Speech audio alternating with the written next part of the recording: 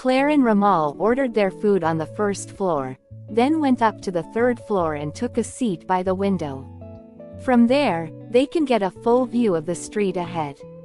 "They're coming this way, I know it," Claire said to herself, as she drank the pink drink that was brought to her with a straw. Next to her, Ramal nodded.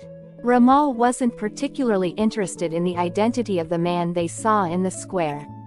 Instead, he was engrossed in the food that was being brought in front of them.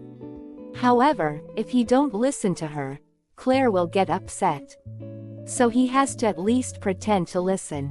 After taking a quick sideways glance at Ramal, Claire rested her chin on her hand and looked out the window. "After all, we're humans, so we want to go and see the surface world for ourselves, right?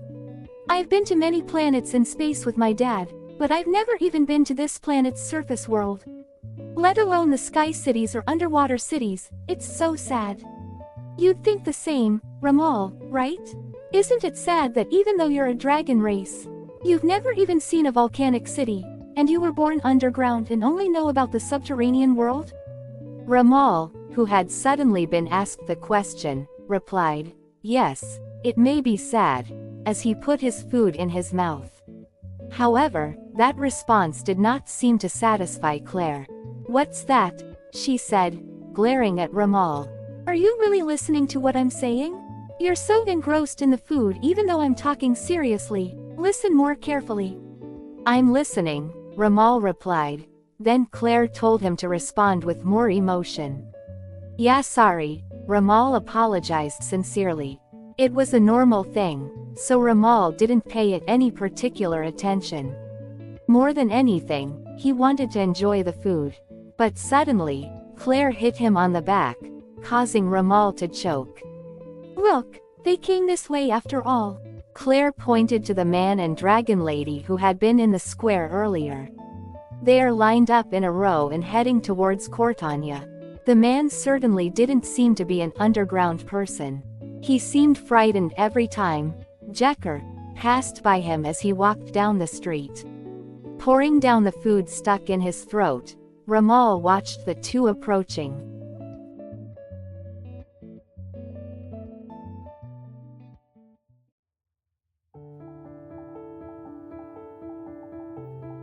Pharos flinched every time a small boat called a Jekker, floating in the air and traveling down the street, passed by at high speed. Jekker was equipped with a sensing device, which meant that it would never collide with anything.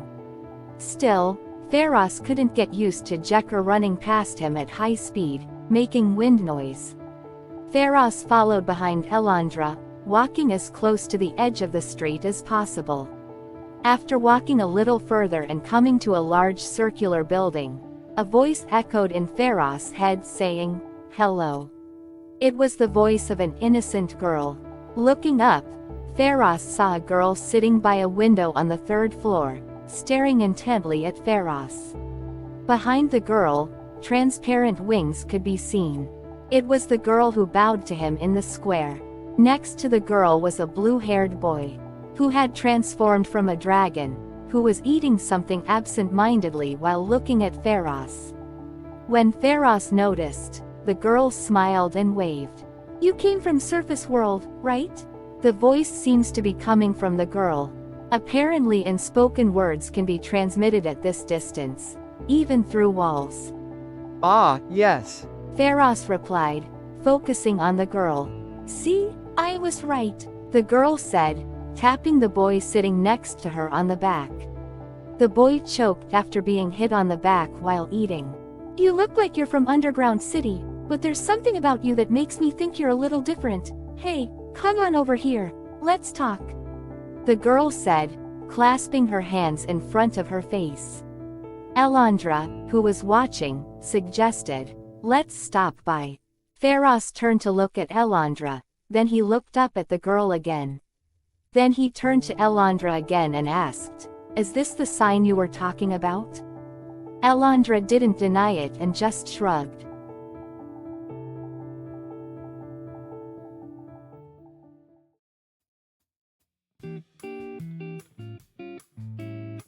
The inside of the building seemed larger than it looked from the outside. The ceiling is unusually high. The marble floor is lined with round crystal tables and chairs spaced apart. There were a fair number of seats on the first floor alone, but nearly half of them were filled. There was a kitchen in the center, and an open ceiling above it. The light coming in from the sky and reflecting off the marble and crystal made the inside of the building just as bright as the outside. 5 or 6 men and women were working in the circular kitchen. It seems that people could order at a counter in front of the kitchen. Pharos followed Elandra to the counter, but halfway through he realized he didn't have any money. As if reading Pharos's thoughts, Elandra turned around and said, "No problem. You don't need money here. Just order anything you want," Elandra said, gesturing to a thin crystal plate standing on the counter. The left half of the square crystal plate was blank, and the right half had rows of glowing letters written on it. The letters probably represent the names of dishes. But since they were characters he had never seen before, Pharos had no idea what kind of dish they were. "You can tell by touching it like this," said Elandra, touching one of the letters on the crystal plate. Then, a container of green soup appeared on the left side of the crystal plate. Pharos instinctively leaned forward and peered at the back of the crystal plate. But there was nothing there. Looking at the surface again, the green soup is still visible. It was very three-dimensional, and even steam was rising from the soup. Pharos tried touching the letters on the crystal board randomly. Then, various dishes and drinks appeared one after another on the left side. As the dishes continued to appear one after the other, a large man in the kitchen came over to them. "Have you decided?" The man asked in a high-pitched voice that was hard to imagine given his appearance. His face is as rugged as a rock, and he has a big smile on his face. Pharos looked troubled and unable to decide on anything. But when he looked at Elandra, she said, "I'll choose for you," and began to order food, pointing at the crystal panel. "Kataboroso Shalarones Pempele Senemo." As if chanting a spell, Elandra ordered one after another. After placing their order, the two of them went around to the back of the kitchen. Behind the kitchen, a glass chimney-like cylindrical pillar stretches up towards the ceiling. There were similar pillars all over the building. When Elandra stood in front of the pillar behind the kitchen, a hole appeared in the wall, revealing an entrance to the pillar. Apparently, the pillars are used to move between floors. Following Elandra, Pharos stepped into the pillar. The floor of the pillars was also made of glass and was transparent.